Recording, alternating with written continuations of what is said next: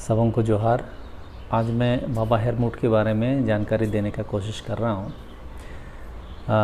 मैं मूलतः प्राकृतिक रूप से जो ये सिस्टम हमारे समाज में आया हो समाज में उस पर मैं फोकस कर रहा हूँ, और कई सारे दस्तूर जो दूसरे समाज से भी इसमें आए हुए हैं उस पर मैं बात इसमें नहीं रखूँगा, वो अलग से रखेंगे। ये हम मूल दर्शन की बात हम करेंगे। ये बाबा हेरमूट का बेसिक आवश्यकता कहाँ से हुआ।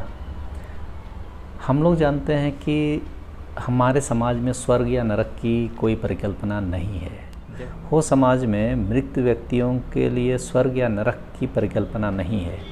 मृत्यु के पश्चात उनकी आत्मा को हम लोग अपने आदिंग में वापस बुला लेते हैं और हमारे बीच में वो हमेशा रहते हैं। तो ये हमारा सिस्टम है। तो वैसे ही जो धान होता है उसको हम लोग हो में बाबा बोलते हैं।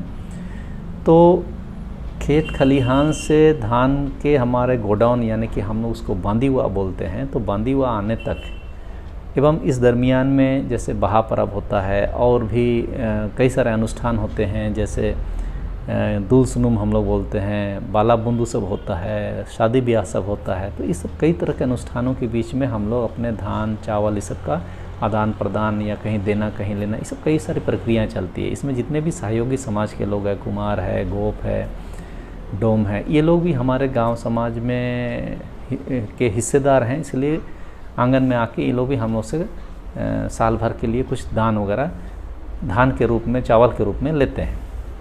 तो हम लोग का ये मानना है कि ये जो धान है इतना दिनों से निष्क्रिय पड़ा हुआ है, और इस दरमियान में जो अलग अलग क्रियाकलाप हैं उसके कारण जाने अनजाने में अगर हमने इसे पैर से लात मार दिया हो या उसको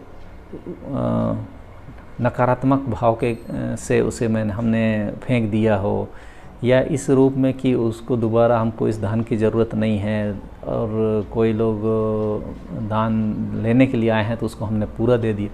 तो ये सब घटनाक्रम है, उस सब को याद करते हुए हम ये आह्वान करते हैं कि ये हमने जाने अनजाने में हो गया होगा, लेकिन हमारा कोई नकारात्मक भाव नहीं है।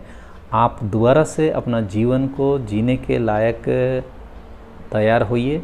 हम आपकी सेवा में यहाँ हमेशा रहेंगे और आपको उतना मान सम्मान हम पहले के तरीके से देते रहेंगे। ये हमारी भावना है। तो धान की आत्मा को वापस बुलाया जाता है, जिसको हम लोग अपनी भाषा में बाबा रोआबू क्या उरत न ऐसे बोलते हैं, यानी कि धान की आत्मा को हम लोग वापस वास कराते हैं ताकि ये इसमें नया जीवन दोबारा से आ सके। तो इस त्यौहार में मूलतः धान की पूजा होती है, दूसरा ज़मीन की पूजा होती है। उसके अलावा सिंगबोंगा जो हमारा सबसे बड़ी शक्ति है, फिर देसावली जो ग्रामीण देवता है, फिर उसके बाद बुरुबोंगा जिससे हम उम्मीद करते हैं कि ये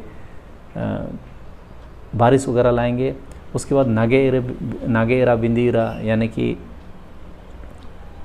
जो जल के देवी देवता हैं, फिर हम हो दुम हो को यानी कि जो हमारे पूर्वज हैं, और जो ज़मीन का तो हमने बता दिया। तो इन सब की हम पूजा उपासना इस त्यौहार में करते हैं।